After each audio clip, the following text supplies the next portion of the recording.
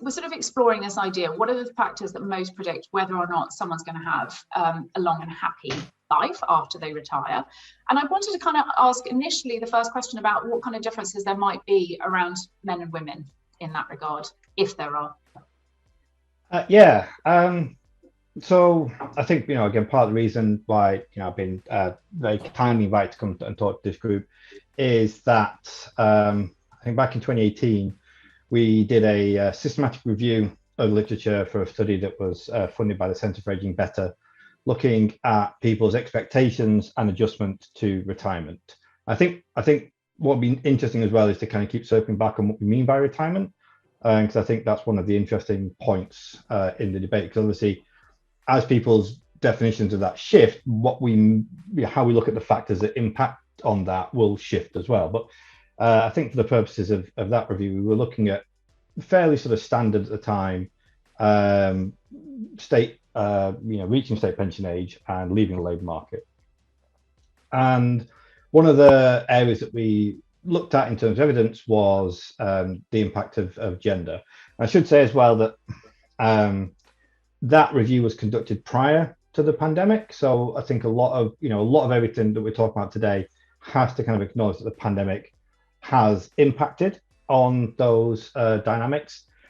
But what we would probably expect is that, if anything, it's exacerbated any pre-existing differences. It seems to be the evidence from things in sort of health inequalities and labour market participation in general.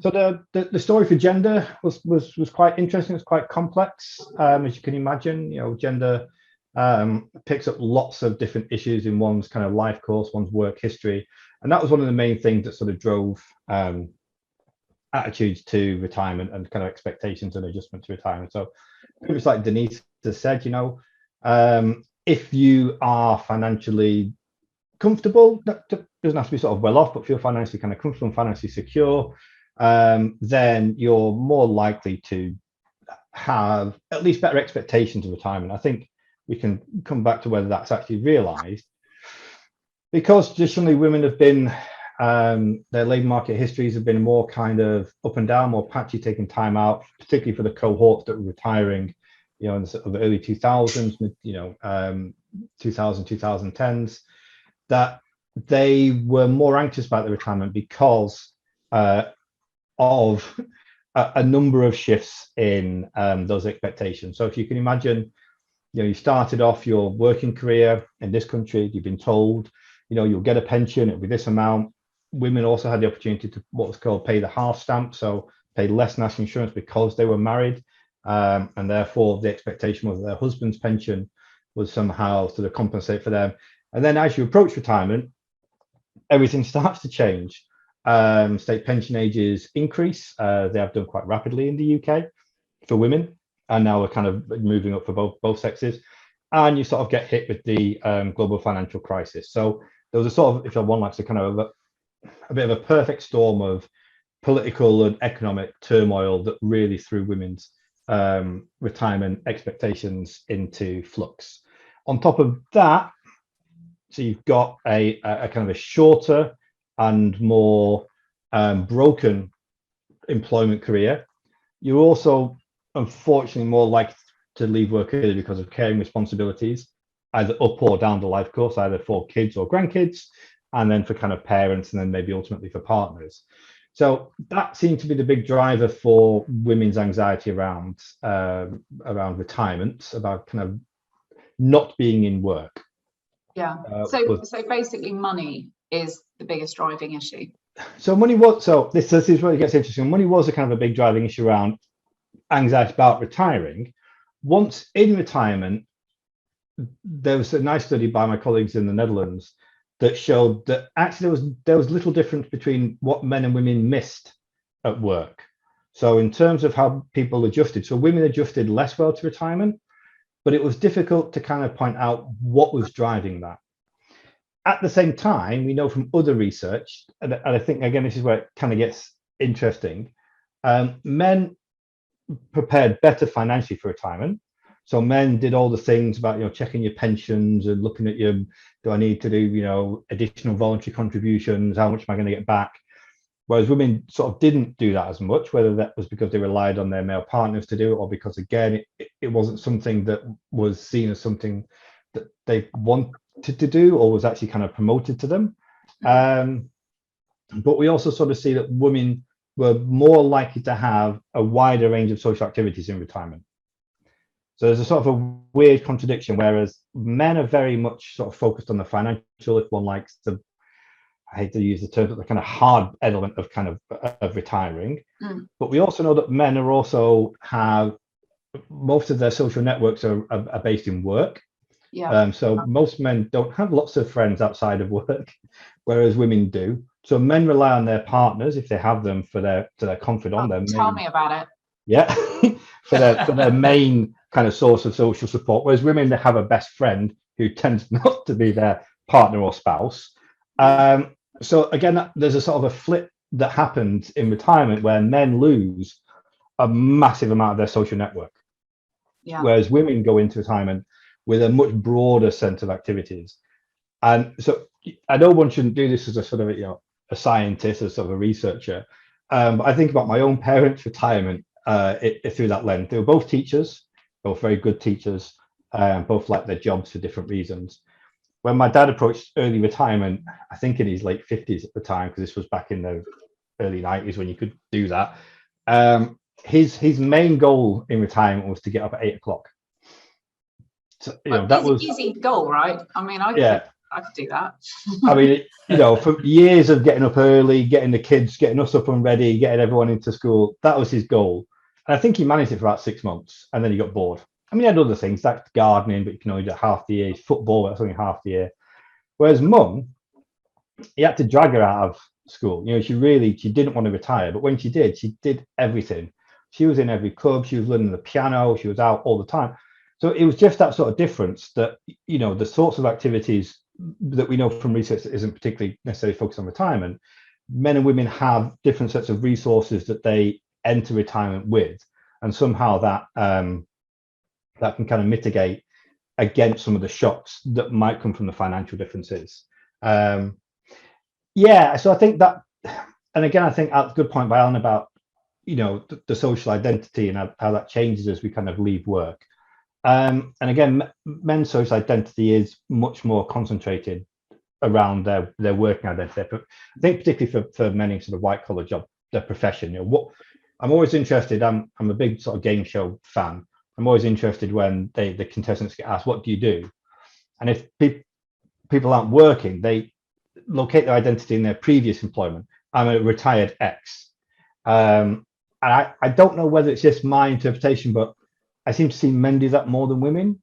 I've not seen a study about whether that's done. So it's just my sort of intuition, but I think I'd be inclined to think that's kind of where that happens. Whereas, women are more like to say, I run the local Rotary Club, or I'm, volunteer at X, or I do the WI, or whatever it happens to be. The reverse of that, though, is that women then often are expected to take on the caring role, which isn't always a role that people want to kind of to take on, but tends to be something that they acquire, which again doesn't always have the same sort of value.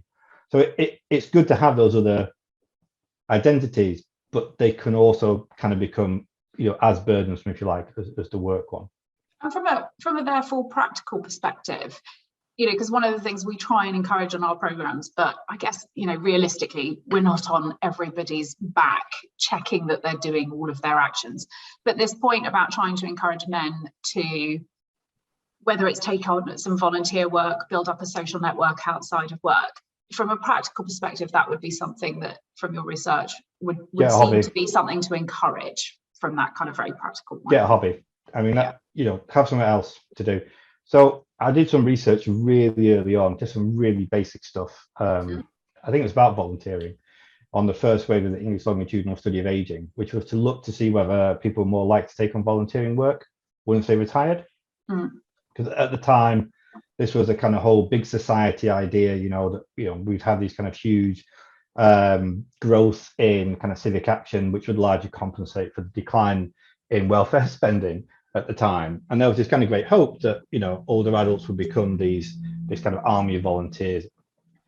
Kind of reinvigorate the sort of lifeblood of communities. And what we found actually is very few people take on volunteering once they retire. The biggest predictor of volunteering after retirement is if you volunteer before retirement. That's really interesting. Yeah. Just writing that down. So yeah. So there's that. I think it's getting those things in train before you retire, so you've got those practices already up and running. I think what that probably shows is that people that don't, the reason why people don't take on kind of volunteering or sort of new hobbies necessarily after retirement is because they haven't thought about what they want to do. Yeah. I think this speaks to the second question you're going to ask me, which is about that thing about, well, what is the retirement that you want? And at the start of the pandemic, I was thinking about putting a grant application about something completely different, retirement related, but nothing to do with the pandemic. And I was doing some sort of focus groups with older adults. And one of the things that sort of really came through was sort of really how little people had thought about the 24/7 of retirement. So people thought about the holiday. I'm going to go on this big holiday. and that was retirement. And you know, one of the questions I was asking, which relates to another piece of work that we did, was funded by Centre for Aging Better, about retirement planning. And people sort of knew what their pocketbook was going to look like. People knew what they were going to sort of be like financially, roughly. Prices change, but almost none of the people that I spoke to had thought about what it means to be retired day in, day out.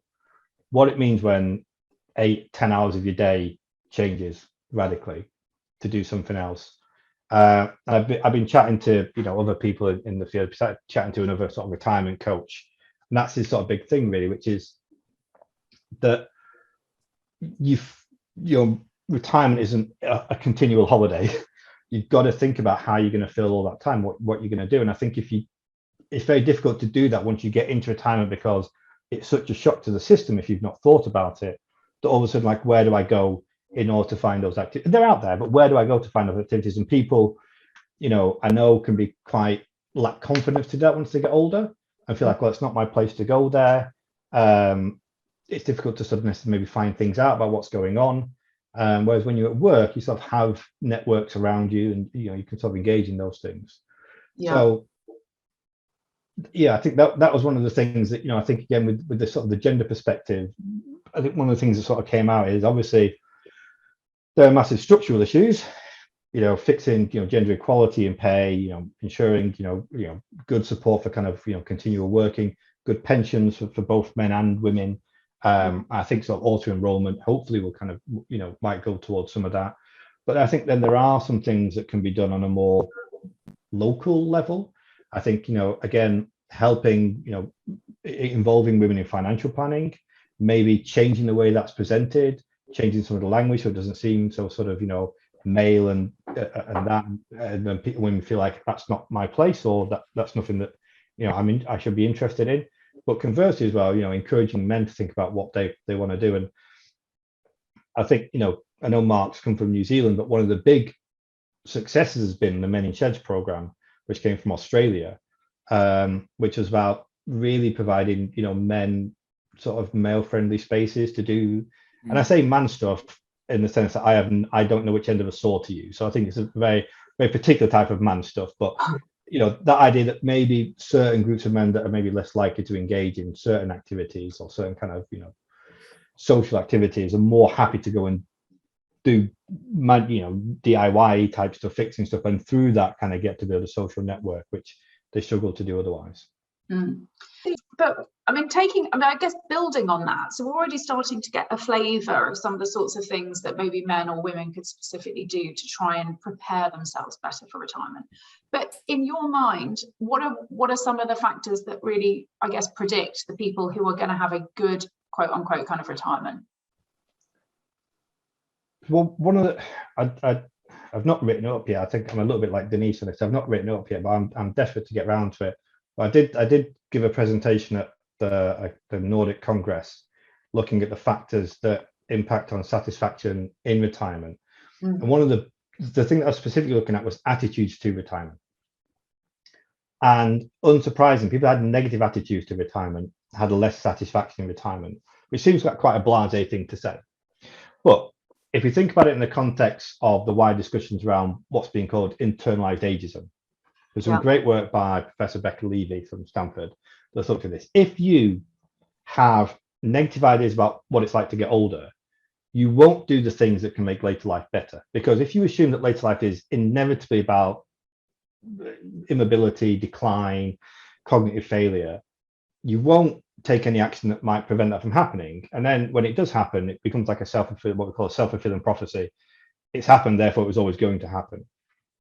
And I think my argument was similar to that around kind of attitude to retirement. If you think of it as something negative, then you're less likely to put in place the things that will make it positive. And I think there's a financial element to this, but what we've also sort of seen is that finances aren't the be all and end all. Like just having pots and pots of money, despite what Jeff Bezos and whatever Elon Musk might say, just having loads of money doesn't necessarily make you happy. It has to be, what is the money used for? What are the things that you want it to be honest, almost sort of like, if you can also imagine having loads and loads of health, if you can make the comparison, doesn't make you happy if you don't do anything with it. Like health for health's sake is fine, but actually, it's much better to be kind of using that to pursue the things that give you quality of life and satisfaction. And actually, there's lots of people that may have slightly poorer health, mobility issues, that are able to pursue activities that give them joy. And that's more important. The thing that I think is really interesting at the moment that's coming out, and I'm very lucky to have a PhD student who's just started with me, is looking at this. And there's some fascinating little tidbits coming out of the US at the moment, which is this notion of sense of purpose. So people looked at it at other life stages, but there's a small but really interesting body of literature that's growing now about sense of purpose and how that seems to be associated to a whole range of other kind of health and well-being outcomes. And I think that might be the thing that sort of cuts across a lot of this. And obviously, there are certain resources you need to be able to realize that, but it's not a sort of a one-to-one relationship. It's not like the more money you have, the more likely you are to kind of achieve that sense of purpose.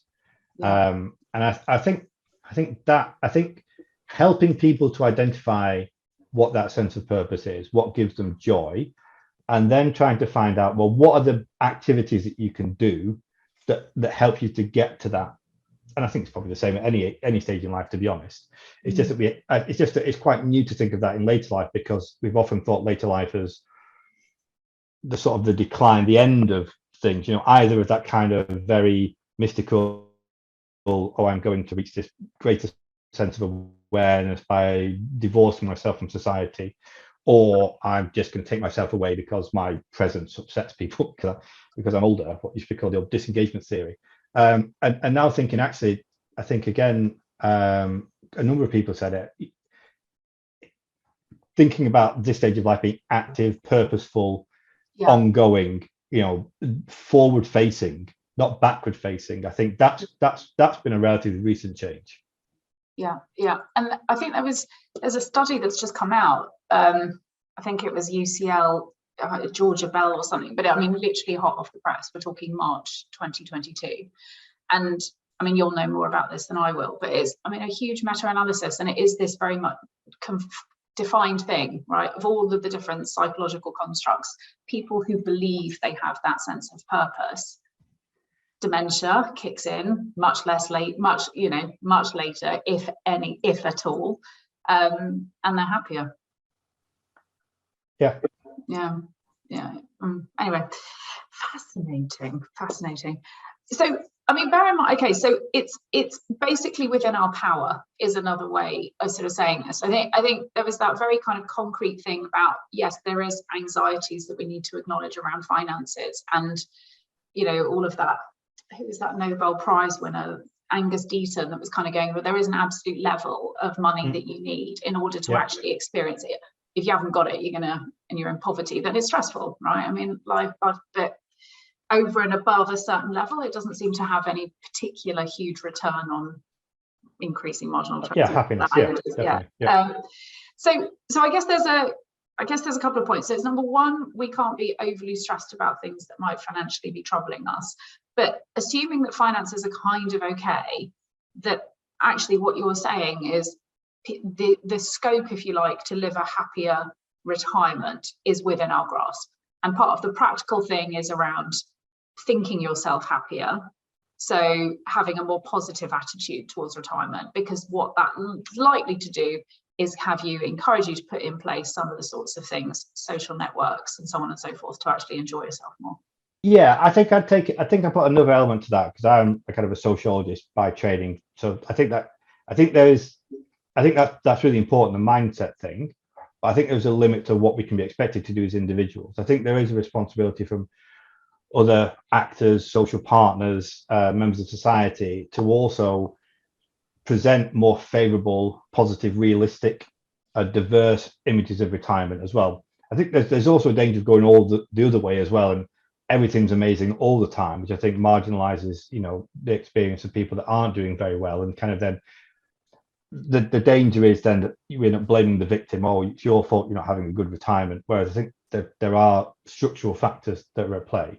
But also the sort of the ways in which people present retirement, I think, is important. The imagery that we use, the language that we use around retirement as well. And I think that's come up in just in the the brief pre-chat for this about how do we redefine it? Do we need to kind of get rid of the concept? We need to change our language around it. And I think there's lots of discussions in general about the language you use around aging and older adults, which I think is really interesting. Generally, I think positive in the sense of people are recognizing that some of the language you've used in the past has negative connotations. So the big thing that we sort of see in publishing is to not use the word elderly. But there's been a nice study in the US called Reframing Aging, and a number of the journals have sort of signed up to this commitment to have less binary language around aging. So not just the elderly, which is the category, but thinking about kind of diversity in the older population, or older adults, which kind of shows more of a continuity than a kind of a cutoff point. But still, there's stuff to be done there. I know Afton Applewhite talks about olders compared to youngers. There's also Grandma Williams, who is on a bid to sort of reclaim old as a kind of a valued term. So I think someone said earlier, this is an exciting area, which again seems quite contradictory, because often people think that old age isn't very sexy. Gerontology isn't a terribly exciting thing. It's all very much about sort of physical decline. But actually, it's an incredibly vibrant area, because the nature of the people that are entering later life are different from previous cohorts. Much healthier, much more active, much more engaged in kind of cultural leisure pursuits, challenging those ideas. And again, this is going back to sort of some of the early work I was involved in with my then PhD supervisor and his colleague Paul Higgs and Chris Gilliard, were pointing out that a lot of the retirees of today were the teenagers of the 1950s, who made that kind of, who throughout their life have kind of challenged lots of social mores, around about being the first kind of group of people who engage in kind of, cultural identity through consumption, C&D protests, anti-Vietnam protests, Greenpeace, climate change, all of this. So they don't just stop doing that when they hit a magical number of like 60 or 65. They're bringing that into later life and then challenging those norms as they kind of hit them, and just creating this churn of ideas, which I think is really exciting to sort of be part of. It's something, as you were saying, because we're still young and vibrant as 50, 60-year-olds, listening to Denise, listening to Mark, there is clearly a place for us to carry on making huge contributions in lots of different areas. But I think part of the issue, when you talk about societally, there are some of these sort of structural factors at play. Inevitably, if we're going to start building some of these networks in order to have that happier later stage in life, if we are going to do things like develop a hobby, if we're going to do things like be a bit more creative and start painting, then actually, presumably, we need some space within our current line of work to be able to develop some of those things, so that it's not this cliff edge drop to retirement, but more of a kind of a slow and a steady path towards it. what would your thinking be, or what would your best advice be to organisations to sort of say what they need to do to help prepare and I guess play their part in society to help prepare people for that stage in life? Yeah, I think three main things. I think one you've already alluded to, flexible or gradual retirement. All the studies that I've ever seen show that this improves outcomes in later life. Yeah. About in terms of job satisfaction during work, in terms of adjustment to retirement when one finally leaves the labour force. But there's a caveat to that as well, which is it needs to be done in a sensible way. So they had a system in Germany where you could, I can't remember the exact formula, but you could work in a certain amount of days in a certain amount of months. And what tended to happen is people just blocked it in and worked the first 4 months of the year, and they didn't work for the rest of the year. And that's not a very sort of balanced approach. I think, again, flexible retirement has to be built into a wider sort of policy approach, which is about intergenerationality, about kind of, sharing that human capital to ensure that new workers, not necessarily young workers. I think, again, that's an issue which I have about the idea of mentoring in later life, that older workers need to mentor younger workers.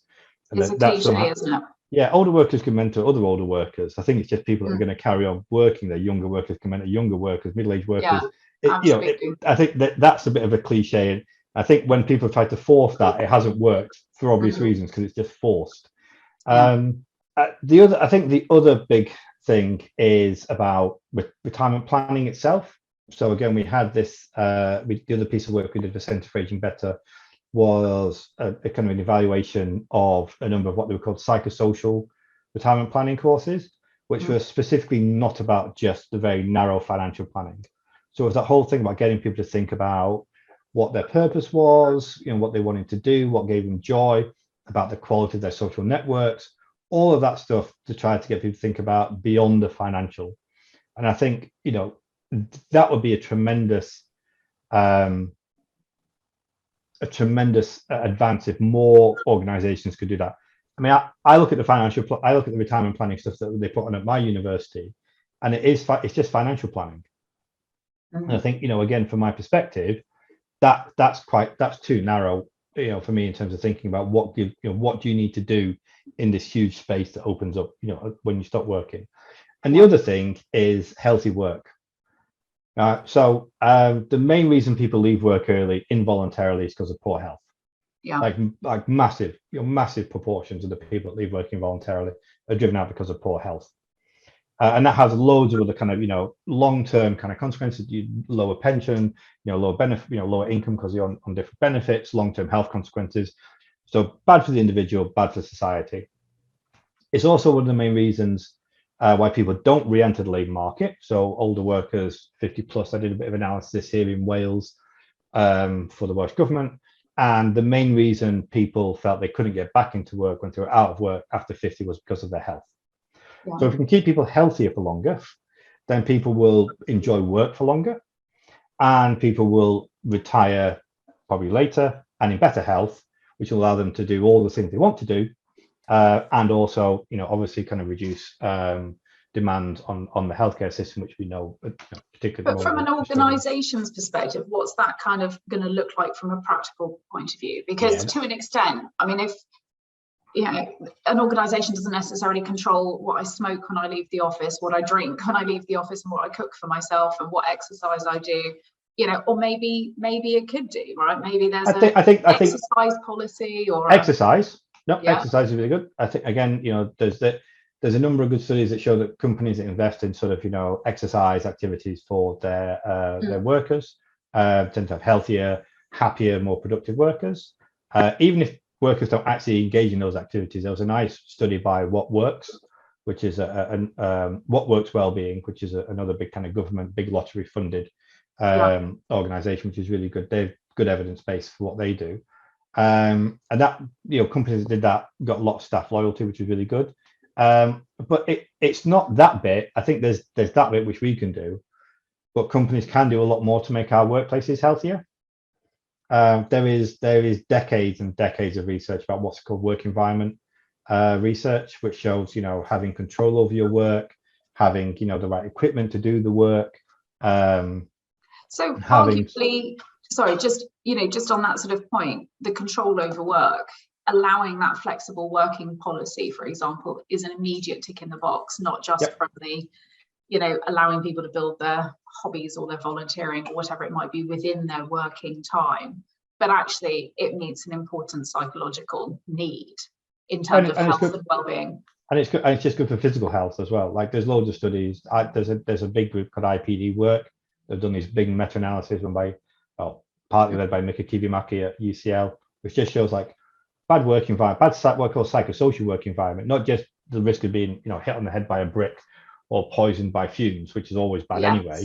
But just that I think what we've all felt, lots of pressure to do work and not enough time to get it all done. I must admit, last year I sort of burnt out because of all the kind of pressures, and it's tough. Really, it does a number on you, like massively so. So there's those things that can be done to improve health and well-being, which I think also leads to better later life outcomes. Indeed, on Alan's point, so Alan's just posted again in chat about does planning for retirement lead to better adjustment in retirement. Again, sort of what we found was that it's that control over the decision to retire was one of the biggest predictors about retirement adjustment.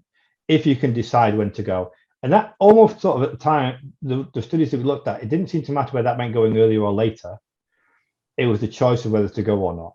One of the studies that I liked the most that's come out relatively recently since we published this systematic review is a paper by Giorgio De Gesta in Aging and Society that looked at the reverse of this, which was whether people stay in work for longer post state pension age, and whether they chose to stay in work or were forced to stay in work. I think that goes to Denise's point earlier, which is if you're forced to work, and again, it didn't seem to matter sort of necessarily what.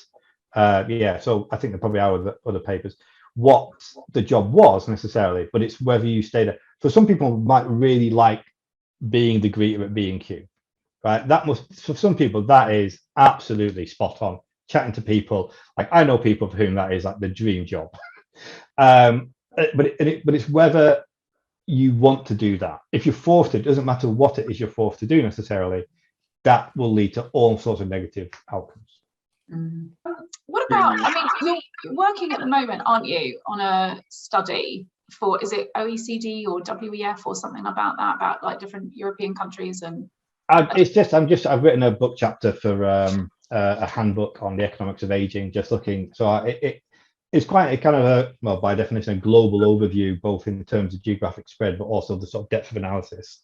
But one of the parts of that is looking at kind of reviewing the OECD very kindly, as far as I'm concerned, for writing this book chapter, produced a massive report in 2018, 2019 about policies that have been undertaken in countries in that what we call the high income countries that have been undertaken to extend working life. So I reviewed those a little bit for the chapter. I mean, it's interesting. I mean, I think one of the big things to say is that all the countries have done, all the countries have taken action to prolong working life. Different countries have taken different types of approaches, but what I would say is that there has been a change, I think, in the way that's been done. So when I did my PhD and when we published the book Aging and Globalization in, I think, 2016, what we were sort of seeing at the time then was a shift away from what was often called a zero-sum approach. So the idea is that basically any increase in kind of pensions or kind of population aging was going to be to the detriment of the wider economy. And therefore what you had to do was just reduce pensions. So it was just about squashing down that kind of economic bit. And there was a sort of a change in the early 2000s to what was called this active aging approach, particularly kind of led in Europe, which is more about enabling people to stay in work for longer. And that now seems, look, reviewing the OECD stuff, there is a little bit of that where they've changed some of the pension entitlements to sort of make it less attractive to retire earlier. But they've also added the other thing, which makes it more attractive to retire later. So you get a bonus often every month that you extend your working life beyond state pension age. A lot of countries have done that. But also there's been a lot of investment in what are called active labour market programs, so kind of reskilling older workers. I think one of the really interesting things as well, which is I wrote a report with a guy called Professor Chris Phillipson back in 2015 for the UK government about lifelong learning and skills for older workers. And one of the things that came out through that was the shift towards accreditation. So it's quite a technical sort of bit of history, which was that a lot of sort of academic or sort of my dad used to teach them night school classes that people used to go to because they were interested in learning French. They didn't want a GCSE or an NVQ, whatever. They just wanted to go chat French. My dad would take some cheese and basically get on and do something that kept their mind sort of going. And then there was a big reform, sort of mid to early 2000s, which kind of meant everything had to sort of carry accreditation, and loads of these night school classes and everything shut. And that's a shame, because a lot of people sort of acquire skills and want to do things, not necessarily because they want that kind of formal piece of paper, but they still would like to have those skills recognized in some way. And I think that's important. Again, think about older workers or workers who've worked particularly in a job for a long time, that you acquire lots of what we call tacit skills. You never get a certificate for them, you do a course for them, but you know how to do stuff. And what's really interesting is quite a number of countries, from as far different as Portugal to Sweden, have instituted programs to recognize and validate these sort of tacit skills, which I think is really important if you're thinking about, and again, this goes to one of the points here about changing jobs in your 50s or 60s, where you might have had those kind of formal education qualifications from way back when, but obviously you've got loads of other skills and knowledge, but that's not kind of picked up. Alan, just come in. Yeah, I got my hand up. I'm glad you mentioned that, Martin. Actually, it kind of pertains to one of the comments I put in the chat. Actually, this idea about having appreciation, because I sense that perhaps something that a lot of people get out of work is being appreciated. There's a lot of times when people aren't appreciated at work, and sometimes that causes huge dissatisfaction and becomes a major reason why people leave. But, in work, we sometimes strive to be appreciated. It's why we want to be good, so that somebody says, well done, or somebody recognizes and brings us more work, whatever it might be. And I wonder whether a big loss in moving out of work is the feeling of being appreciated. And kind of ties into my question about, there's sometimes a confusion about a sense of purpose or simply being appreciated, since you can have a sense of purpose and go about doing something, but how would it feel if nobody ever appreciated it? Yeah, you just did it. You have to have an extremely strong intrinsic motivation to keep on doing it. Whereas, if you're doing something and somebody says, oh, that's good, or I'll buy that, or some other kind of validation. That seems to me something tremendously important that potentially we lose in employment when we retire, and we might have to recreate when we're not working in the conventional way. What are your thoughts on that? I think that touches on a number of really interesting bits of research I've been lucky to sort of be involved in. So one is I'm working with an excellent German scholar at the moment called Georg Henning, who's just had a paper in Wall Street Journal, which has looked at, again, sort of who does and doesn't enjoy retirement. Unfortunately, that is behind the paywall. But if you are a Wall Street Journal subscriber, he sent me the summary of it today, and I said I'd sort of raise it when I can. But it says the same thing, really. Again, people that enjoy retirement are those that have a plan for it, that do leisure activities and all the rest. Another paper that we're working on with him at the moment is looking at changes in job satisfaction on the approach to retirement. And what's really interesting is that job satisfaction, it becomes more weakly associated with life satisfaction as you approach retirement. So the job satisfaction becomes less important for global life satisfaction. But there's also suggestions that what drives job satisfaction changes as you age. So you become less motivated by those extrinsic factors, pay basically, and conditions, and more motivated by the intrinsic factors. So like you said, the appreciation you get, the reward you get from work, the giving back to work and your colleagues. And then to sort of flip that around, I was involved in some work when I was working on the survey of health, aging, retirement in Europe back in 2004. And one of the guys I was working with there, a guy called Professor Johannes Siegrist, had developed this thing called the effort reward imbalance model, which, to summarize, if you feel that you put more effort in than you get reward back at work, you get sick because you feel like you're not getting what you deserve. I think we can all relate to that. There's also notions of organizational justice and all the rest. And he took that model and tried to apply it to non-employment activities, so basically volunteering. And he came up with a rather sort of cumbersome notion of non-reciprocal social reward. But again, if you feel like what you're doing in a voluntary capacity, for example, you don't feel you're appreciated, it seems to have the same effect in terms of like quality of life and well-being outcomes. So I think there is something there. I mean, there are people for whom, yes, absolutely, you are so like, motivated by what you're doing. It doesn't matter what happens elsewhere. I think that might be slightly sociopathological, to have no concept of what other people think of what you're doing. But I think the sort of fairly, I don't know, maybe sort of simple answer to that is that if you are very motivated by the intrinsic reward at work and you feel like you, for whatever reason, don't want to work there anymore, maybe can't work there anymore, it goes back to the early point about thinking about things that might fill those activities, and to think about getting into that earlier than waiting to retire and sort of do that, and to begin to think about, well, what are the sort of things that I'm going to get what I need from. And if you are someone that needs a lot of external validation, and to be honest, I put my hand up for that as well. I mean, I realized, very early on in my career, I need a pat on the head. I mean, that's what kind of gets you motivated. Think about, well, what are the sorts of things that I'm going to do that are going to give me that.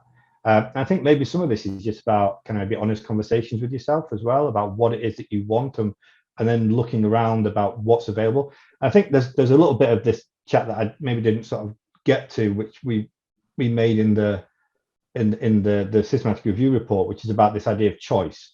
So it's great to have all the choice, but kind of choice of that information is fairly meaningless.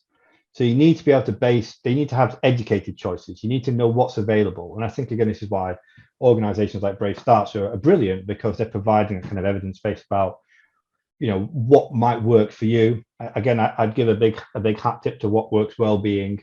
They're a really good organization. Center for Aging Better, a really good organization. They're putting stuff out there that people can kind of look at to use for their stuff. Right, I will wrap it up there, but I mean, honestly, I know how busy you are, and I know how much work you're doing, and I also know what an enormous brain you've got. And as I say, listening to you is just such a pleasure, because I could go off on a bajillion tangents, and honestly, trust me, I want to. But we will call it a day there. But just, you've given up your time this evening, and that's very, very generous of you. And I'm just very grateful. Always. There you go, Denise, off to comedy class, perfect. Awesome. Gotta go. Sorry, thank you so much. Bye. But I mean, for me, it's a pleasure as well. It's always good to talk about this. It's always good to kind of, again, like I said, get the research out as well. I do. I think we all recognise, or most of us recognise, academic research is a very narrow thing, the way it's written for journals. But most of us wanted to kind of make, have an impact and kind of actually do something.